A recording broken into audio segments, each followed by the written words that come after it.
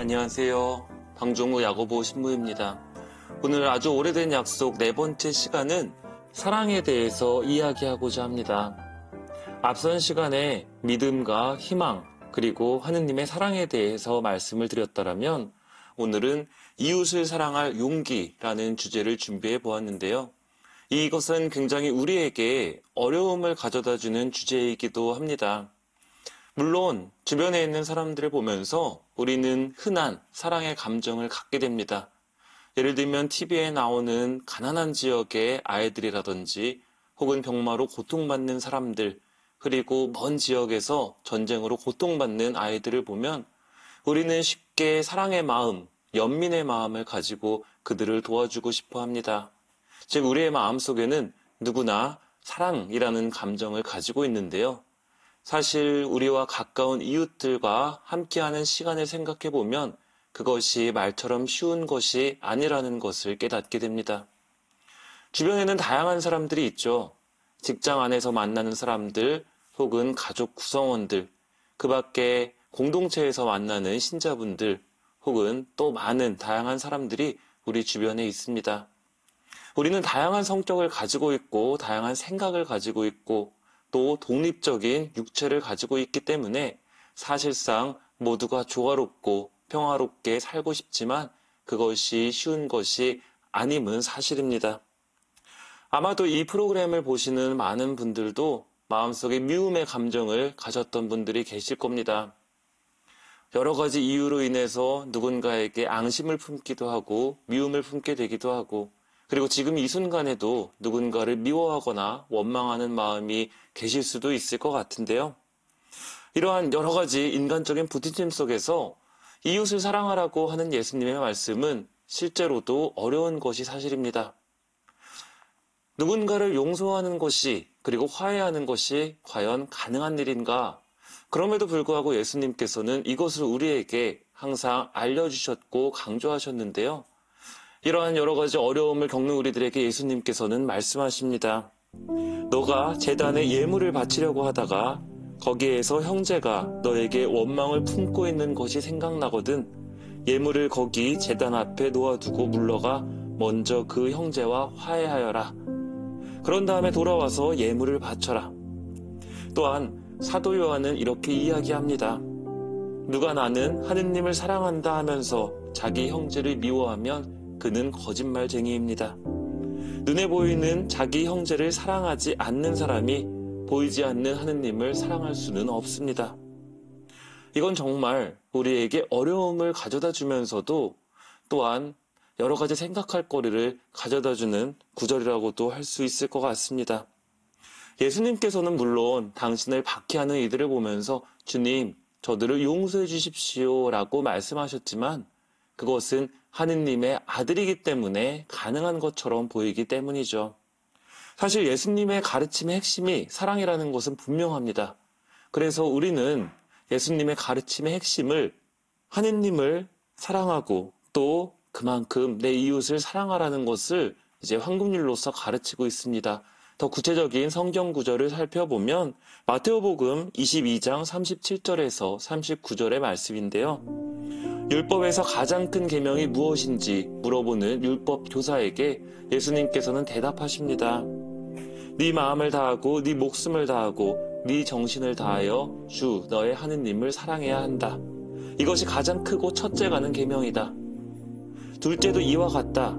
네 이웃을 너 자신처럼 사랑해야 한다는 것이다. 그래서 예수님께서는 당신을 몸소 희생하셔서 십자가에 못 박혀 돌아가시기까지 하셨습니다. 결국 하느님을 사랑하는 것과 이웃을 사랑하는 것, 이 두 가지는 똑같이 중요하다고 우리에게 몸소 실천으로 보여주신 것이죠. 내 주변에 가까운 이웃들, 가족들, 또 나를 사랑하는 사람들, 이러한 사람들로 이웃의 범위를 한정한다라면 분명 사랑을 실천하는 것은 아주 어려운 일은 아닐 수 있습니다. 하지만 안타깝게도 이웃의 범주에는 나와 가까운 이웃들 외에도 나의 원수들 혹은 나에게 상처를 입히는 사람들 모두 포함한다라는 점에서 우리에게 여전히 이것은 커다란 과제로 다가옵니다. 그리고 여러 가지 계명을 실천하는 것이 가능하고 또 교무금을 낸다거나 혹은 또 다른 사람들에게 무언가를 베푸는 것은 얼마든지 쉽게 할 수 있을지라도 나를 괴롭히는 사람 혹은 나에게 상처 입힌 사람을 용서하는 것은 너무나도 어렵게 느껴집니다. 즉, 예수님의 원수를 사랑하라는 가르침이 지나치다는 생각이 들 때도 있다라는 것이죠. 여기에 또 다른 가능성까지 추가해보고 싶습니다. 만약에 어떤 잘못을 한 다음에 전혀 죄책감을 느끼지 못하는 사람, 혹은 사회에서 커다란 범죄를 저지르고도 전혀 자신의 잘못을 뉘우치지 않는 사람을 생각해 보겠습니다. 이러한 사회적 범죄 앞에서 혹은 무책임한 사람의 행동 앞에서 과연 그들의 모든 잘못마저 용서하고 사랑해야 하는지 우리는 또한 의문을 가지게 됩니다. 그렇다면 우리는 이제 사랑이 무엇인지 곰곰이 생각해 볼 필요가 있을 것 같습니다. 사랑은 과연 무엇일까요? 사랑에는 여러 가지 종류가 있고 여러 가지 구분이 가능하지만 이것을 크게 그리스도교 윤리에서는 세 가지로 나누어 설명합니다. 첫 번째는 사욕적 사랑입니다. 사욕적 사랑은 선이라든지 행복, 번영, 완성을 위해서 사랑하는 것을 의미하는데요. 쉽게 말해서 어떤 즐거움을 우리에게 가져다 주는 것을 사랑하는 것을 의미합니다. 대표적으로는 또 취미 생활을 이야기할 수 있을 것 같습니다. 우리는 내가 행복해지기 위해서 혹은 나에게 좋은 것을 즐기기 위해서 어떤 운동이라든지 내 취미 생활을 사랑하게 되죠. 이것이 바로 사욕적 사랑입니다. 이 사욕적 사랑은 어떤 이기적인 사랑, 나쁜 사랑이 아니라 그저 나에게 초점이 맞춰져 있는 사랑의 한 종류다라고 생각하시면 될 것 같습니다. 두 번째 사랑의 종류는 향락적 사랑입니다. 이것은 보다 더 즐거움이라든지 감상에 초점이 맞춰져 있는데요. 다른 사람에게 봉사를 하기보다는 나의 전적인 즐거움을 위해서 혹은 욕망을 채우기 위해서 행하게 되는 사랑이다라고도 할 수 있을 것 같습니다. 사욕적 사랑이 선과 행복, 번영에 초점이 맞춰져 있다라면 향락적 사랑은 나의 즐거움에 조금 더 초점이 맞춰져 있다라고 할 수 있습니다. 그렇다면 세 번째 사랑은 과연 무엇일까요? 이것은 자애적 사랑이다라고 이야기를 합니다. 자애적 사랑은 다른 사람이라든지 다른 사물 혹은 다른 피조물을 우선적으로 생각하는 사랑이다라고 할 수 있습니다. 즉, 타인의 행복을 바라는 사랑이다라고도 할 수 있을 것 같은데요. 그렇다고 해서 이것이 타인만을 중요시하고 나 자신은 완전히 없는 그러한 사랑은 아닙니다. 타인을 사랑하는 것이 나의 만족, 나의 즐거움이기 때문에 자애적 사랑 안에는 다른 사람과 내가 균형 있게 그 사랑의 대상이 된다라고 할 수 있겠죠. 그렇다면 이 자애적 사랑에 대해서 조금 더 말씀드릴 필요도 있을 것 같습니다. 자애적 사랑은 아가페적 사랑이다라고도 이야기할 수 있는데요. 다른 사람의 행복을 바라는 사랑이다라고 조금 아까 말씀을 드렸죠. 이것을 원수를 사랑하는 것과 연관시켜서 생각해 보면 좋을 것 같습니다. 그런데 원수 사랑과 타인의 행복을 함께 단순하게 연결시킨다면 우리에게 굉장한 심적 부담감을 여전히 가져오게 되죠. 하지만 행복의 범주를 좀 더 넓혀볼 필요가 있을 것 같습니다. 행복의 사전적 의미는 생활 속에서 기쁘고 즐겁고 만족감을 느끼는 상태다라고 이야기를 하고, 다시 한번 말씀드린다면 자애적 사랑은 타인의 행복을 바라는 것이다 라고 말씀을 드렸죠. 앞서 예로 들었던 흉악한 범죄자를 한번 생각해 봤을 때 흉악한 범죄자는 과연 행복한 사람일까요? 불행한 사람일까요? 자신의 양심의 가책을 받고 있다라면 당연한 것이고, 설사 본인의 잘못을 인지하지 못하고 그것에 대해서 죄책감을 느끼지 않는다고 하더라도 그 사람은 분명 행복하지 않은 사람, 즉 불행한 사람이다라고 할 수 있습니다.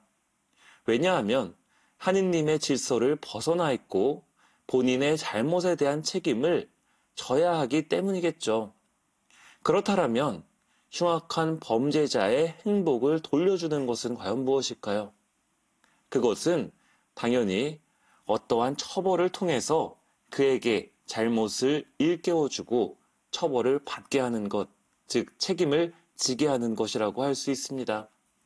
그것을 통해서 그 사람은 자신의 올바른 길을 찾아가게 되고 비록 본인이 원하는 방식이 아닐지 몰라도 올바른 길로 들어설 수 있다라는 것이죠. 결국 무언가 커다란 잘못을 한 사람이라면 그를 막연하게 무조건 용서하고 사랑할 것이 아니라 적당한 사회적 책임을 물림으로써 그에게 올바른 행복을 가져다 주는 것. 그것이 바로 그리스도교에서 이야기하는 사랑의 한 종류일 수도 있습니다. 하지만 이것은 예수님의 활동을 통해서도 분명히 드러납니다. 예수님께서는 성전 정화 사건을 통해서 정의롭지 못한 사람들을 심판하고자 하셨고 경비병 하나가 예수님의 뺨을 치자 왜 나를 치느냐라고 말씀하심으로써 진실을 왜곡하는 태도를 분명하게 비판하셨습니다. 그래서 베네딕토 16세 교황님은 사회적 책임을 물어야 하는 그러한 사람들에게 이렇게 이야기를 합니다. 불의와 악의 현실은 단순히 무시하거나 그냥 지나칠 수 있는 것이 아니다. 불의는 반드시 대항해야 하고 극복해야 하는 것이다. 그래야만 진정한 자비가 있다라고 말씀하시는 것이죠. 윤리학자 베르나르트 헤링 신부님도 이렇게 말씀하십니다. 우리는 원수들의 회개에 필요하거나 적어도 유용할 경우에 그러한 높은 이상을, 즉 사랑을 글자 그대로 실천하려는 자세를 보여야 한다. 그러나 참는 것이 오히려 오만과 비타협을 굳혀줄 뿐이라면 참을 필요가 없으며 또 참아주어서도 안 된다라고 말씀하십니다. 결국 그리스도교 윤리에서 용서의 대상은 막연히 사랑받아야만 하는 존재는 아닙니다. 자, 결국 누군가에게 명백한 잘못이 있다라면 우리는 최선의 인내와 강력한 자제로서 그리고 필요하다라면 법을 발동해서라도 원수 자신이 회개할 수 있도록 만들어 주어야 한다라는 것이죠. 자, 여기까지 이렇게 말씀을 드리면 아마 많은 분들이 그래, 누구는 심판받아야 해, 누구는 벌을 받아야 돼 라고 생각할지 모르겠습니다. 하지만 사랑이 여전히 중요한 의미를 가지는 것은 분명 사실입니다. 예수님께서 십자가 위에서 보여주신 그 모범, 그것은 여전히 우리가 가장 확실히 따라야 할 모범으로서 제시되기 때문이지요. 그렇기 때문에 설사 누군가에게 책임을 부여한다라고 하더라도 그 전에 우리가 먼저 숙고하고 생각해 봐야 할 문제가 있습니다. 그것은 첫 번째로 증오와 복수심을 배제해야 된다라는 것입니다. 만약 가해자가 진심으로 자기 잘못을 뉘우치고 있고 그것에 대해서 배상의 책임을 물고자 한다라면 우리는 그것을 기꺼이 받아들이고 그를 용서해 줄 수 있어야 한다라는 것이죠. 자, 그리고 가해자가 무지해서 어떤 잘못을 했다라는 것을 우리는 관가하지 않으면 안 됩니다. 물론 여러 가지 상황이 있을 수 있겠지만 누군가는 무지해서 나에게 상처를 주거나 피해를 입힐 수도 있다라는 것이죠. 자, 결국 무지라는 상태는 우리의 윤리신학에 있어서 죄를 조금은 감경해주는 하나의 조건이기도 합니다. 왜냐하면 자신이 모르고 한 행위에 대해서는 그만큼 나의 의지가 없기 때문이다 라고 할 수 있을 것 같습니다. 그러한 점에서 십자가 위에서 예수님이 당신을 박해하는 이스라엘 사람들을 바라보면서 하느님께 드렸던 청원 기도의 의미가 드러난다라고 할 수 있겠죠. 아버지, 저들을 용서해 주십시오. 저들은 자기들이 무슨 일을 하는지 모릅니다. 즉, 내가 무언가를 요구하고자 할 때 혹은 내가 상처를 입었을 때 그 사람의 입장에서 그 사람이 무지해서 이러한 일을 저지르지는 않았나 혹은 자기도 모르게 이러한 행동을 하지는 않았나 우리가 잘 생각해 봐야 할 것 같습니다. 그러한 점에서 우리는 조심해야 된다라고 이야기할 수도 있을 것 같습니다. 그리스도교가 이야기하고 있는 7가지 죄가 있죠. 교만, 인색, 질투, 분노, 색욕, 탐욕, 나태가 있는데 그 중에서 가장 근원적인 죄를 우리는 교만이라고 이야기를 합니다. 나만이 옳다고 생각해서 어떠한 경우도 고려하지 않고 누군가를 심판하려 한다라면, 혹은 내가 받은 것보다 더 큰 책임을 물리고자 한다라면, 그리고 그것이 증오와 앙심에서 비롯된 것이라면 결국 더 큰 상처를 낳게 되고 더 큰 분노를 불러일으킨다라는 겁니다. 이것은 현재 우리 인간 사회 안에서 일어나는 사건들을 통해서도 쉽게 알게 되죠. 복수가 복수를 낳는 국가 간의 전쟁을 생각해보면, 혹은 테러를 생각해보면 인간의 교만이 얼마나 많은 폭력을 불러일으키는지 우리는 생각해 볼 수 있습니다. 그렇다면 이제 용서에 대해서 말씀드리도록 하겠습니다. 복수와 용서에 대해서 한번 말씀드리고 싶은데요. 복수란 정의에 대한 갈망이 앙심과 증오로 변질된 것을 이야기합니다. 우리는 용서를 하지 않는다라고 할 때 쉽게 복수라는 단어를 떠올리게 되는데요. 사실 잘 생각해 보면 용서를 하지 않아도 내가 상처를 받았을 때 그것을 겉으로 드러내지 않고 내 마음속 꽁꽁 감춰둔다라면 결국 나는 그 사람을 미워하고 있지만 복수는 하지 않을 수도 있습니다. 그러한 점에서 용서와 복수는 다소 구분이 되어야 한다라는 생각이 드는데요. 즉 용서하지 않음이 복수를 의미하진 않는다라는 것이죠. 그렇다면 용서는 과연 무엇일까요? 용서에 대해서 생각하기 위해서 용서의 반대말을 말씀드리고 싶습니다. 용서의 반대말을 우리는 악감정이라고 이야기를 합니다.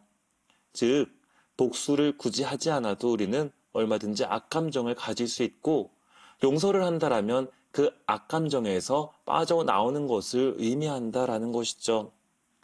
그러한 점에서 원수를 용서하고 사랑하라라는 예수님의 가르침이 더욱 분명해집니다. 원수를 용서하라라는 말씀은 원수를 향해서 가지고 있는 악감정으로부터 빠져나와라라는 사랑의 말씀이 되는 것입니다. 기억으로부터의 해방, 그리고 상처로부터의 해방, 그것을 하느님께서는, 예수님께서는 우리에게 요구하신다라는 것이죠. 그것은 다른 사람을 위해서가 아니라 우리 자신을 위해서다라고 이야기할 수 있을 것 같습니다. 악감정을 가지고 우리가 지속해서 어떠한 행동을 한다라면 그것은 사실 다른 사람이 아닌 우리 스스로가 상처 입는 일이기 때문입니다. 하느님께서는 우리의 마음속에 악감정이 남아있기를 원하지 않으시고, 그리고 우리의 마음속에 악감정이 있어서 우리 스스로를, 내 자신이 해치고 있을까봐 하느님께서는 걱정하고 계시다라고도 말씀드릴 수 있을 것 같습니다. 바로 여기서 예수님이 왜 그토록 우리에게 용서와 사랑을 강조하셨는지 분명해집니다. 이웃에게 악감정을 품고 있다라면 우리는 더욱 불행해지기 때문이다라는 것이죠. 이웃을 미워할 때 우리의 행동을 한번 기억해 봅시다. 험담, 증오, 원망, 혐오, 이것은 결국 우리 스스로를 상처 입혔던 일들입니다. 이로부터 자유로워지기 위해서 우리는 원수를 위해서 기도할 필요가 있을 것 같습니다. 하느님, 저 자를 용서해 주십시오. 그리고 저 역시 악감정에서 벗어날 수 있도록 도와주십시오. 바로 그럴 때 하느님께서는 우리에게 그 사람과 화해할 수 있는 기회를 마련해 주실 것이고, 우리의 상처를 조금씩 낫게 해줄 것이다 라고 말씀드리고 싶습니다. 물론 용서라는 것은 말처럼 쉬운 것은 아닙니다. 내 마음속에 박혀있는 화살을 뽑아내는 일이기 때문이죠. 하지만 우리가 상처를 받았을 때 그것을 뽑고 바로 치료하는 것은 굉장히 중요한 일이고 하느님께서도 원하는 일입니다. 만약에 그 화살이 박힌 채 다른 사람에게 내 화살을 겨누고 있다라면 그만큼 내 상처는 더욱더 커지고 곪고 있다라는 것을 기억할 필요가 있을 것 같습니다. 물론 원수를 용서하는 것은 용기가 필요한 일이지만 그 용서에는 하느님께서 함께 해주신다라는 사실을 기억하시길 바라면서 새로운 나를 만들어 나가면서 악감정으로부터의 탈출을 용기 있게 실천하는 여러분이 되셨으면 좋겠습니다. 바로 그때 예수님께서 환히 웃으시며 우리의 마음을, 우리의 앞길을 환히 밝혀주실 것입니다. 감사합니다.